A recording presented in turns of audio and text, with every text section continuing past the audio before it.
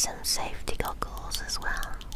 I'll have to put those on top of my glasses so I can see where I'm going.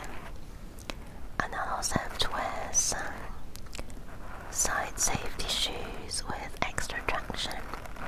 And I think they have like a metal steel toe cap as well to protect your feet against chemicals. And possibly I might have to wear a lab coat as well, I'm not sure yet.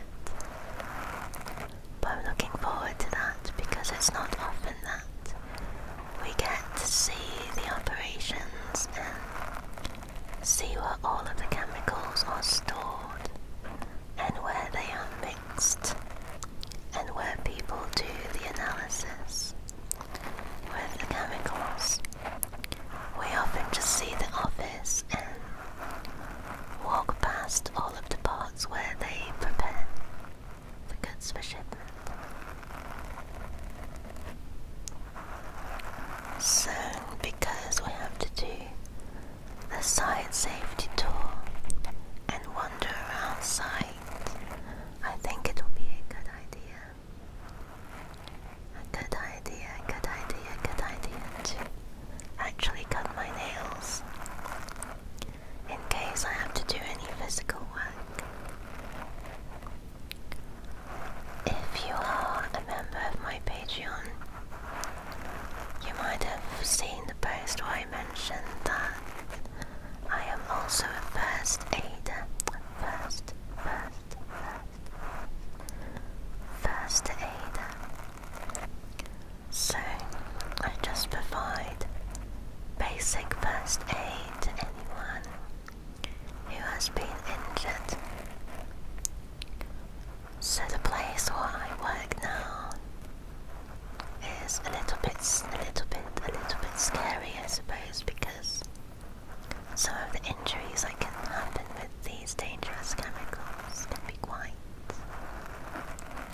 bad. So luckily, I've not actually witnessed any injuries, so that's good.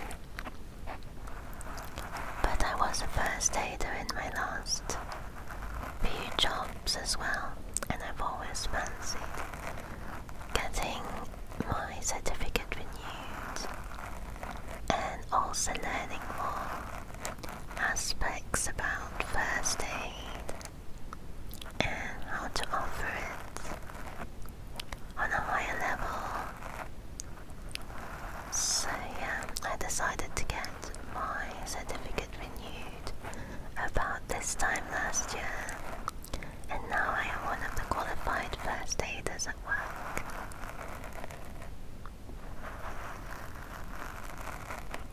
So next week, I think, it's the 17th of November, I have another first aid training, and we also will have to go around site checking all of the first aid boxes and just making sure that they still have the right amount of bandages and eye ointments and plasters and that kind of thing.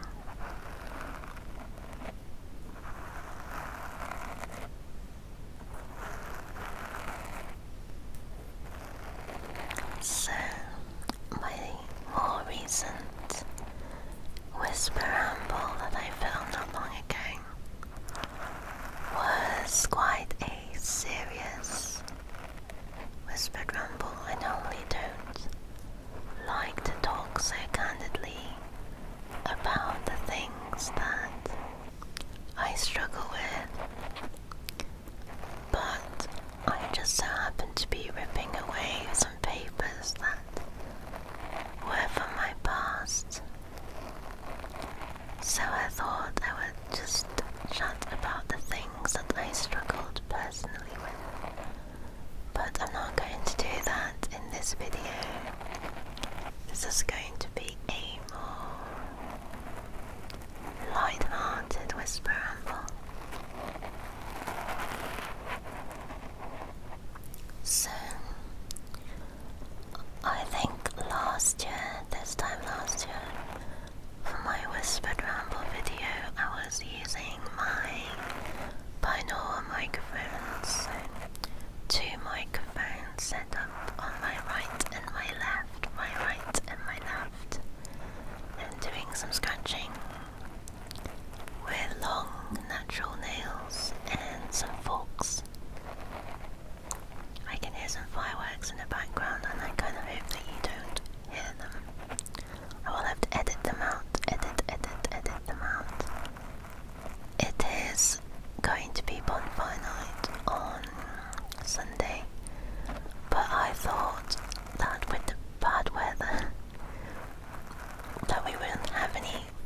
fireworks tonight.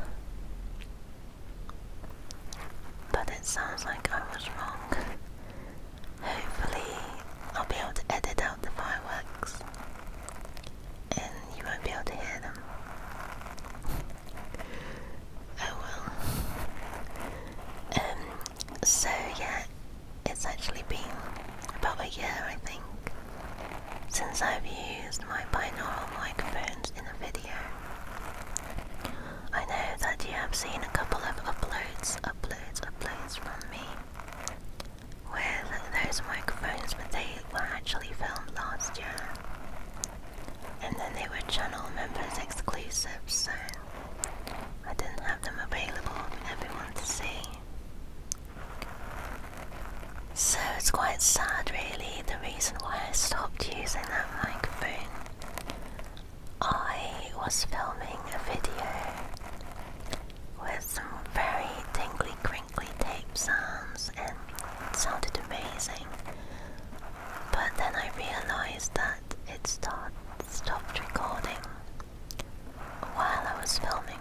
So in case you don't know how those microphones work, they're usually plugged into some kind of device that does the recording. So for those microphones I'll use a Tascam DR40X.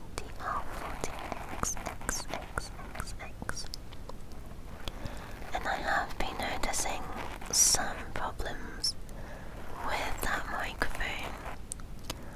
I find that the volume recording is very, very low, very low, very low, very low. But when you're listening to the sounds while you're recording, it sounds normal, it doesn't sound low. But when you come to editing, the volume is always extremely low.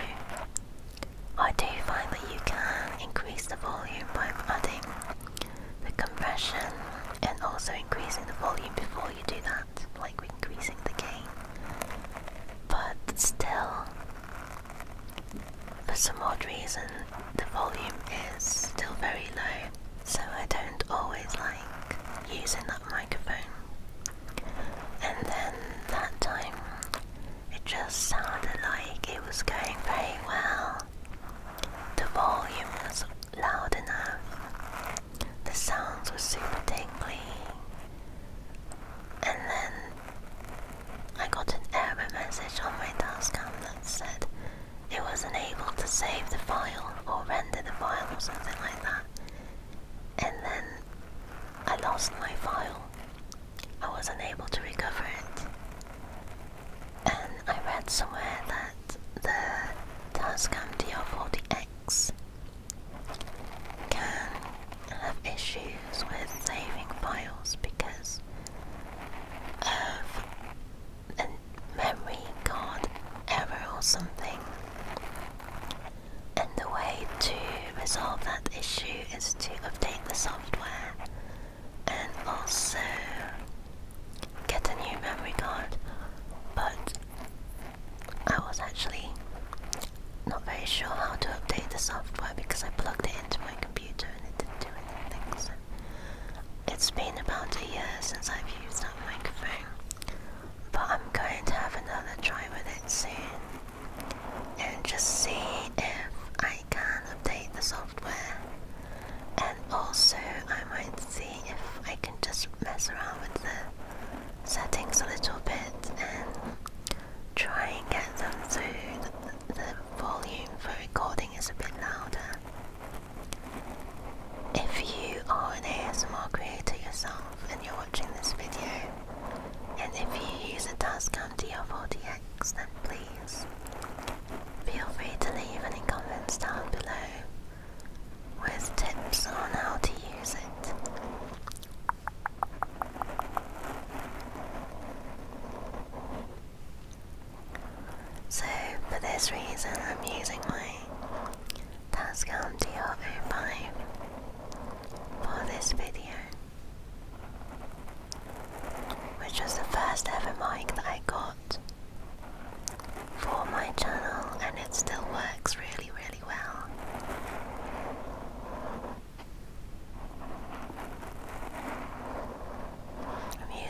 microphone on its own as a microphone and a recorder. I have been thinking about getting a blue Yeti, a blue Yeti. But I think to record using a blue Yeti, you need to use a computer, is that right? Or I think you can also use your phone. But I think the computer might possibly interfere, like the signal might interfere with the camera and the microphone and make a buzzing noise. So that's why I haven't got a blue Yeti yet. And also I heard that it picks up background sounds quite a lot compared to this microphone that has two capsules on the left and on the right. I quite like this Tascam because when I was a teacher in Spain, I used it to record my students' exams, and that way I can take the recordings home and listen to them again and mark the students. It was especially useful for the Cambridge, Trinity, PET and FCE exams, because the students would often talk in groups and it would be really hard to just mark them as you're doing the exam. Because when we were doing the practice exams with the students, we didn't have an exam invigilator. The teacher was the invigilator and the examiner all in one. So it was really difficult to be asking the students questions, listening to the conversation, and grading the students all at once. This little Tascam, this little microphone came in very handy. Now that I'm not a teacher, I don't really take this microphone out of the house, but I do find that it is quite handy because I can just put it in my pocket and record sounds outside, which I have done in the past. I have also used it with these binaural in-ear microphones to get some binaural outdoor sounds, and also it's been a while, but I do use those microphones inside some silicone ears to record sounds like ear licking, ear numbs, but that's mainly for my Patreon. I don't really do those intense mouth sounds much on my channel, because unfortunately I find that YouTube gets the wrong idea.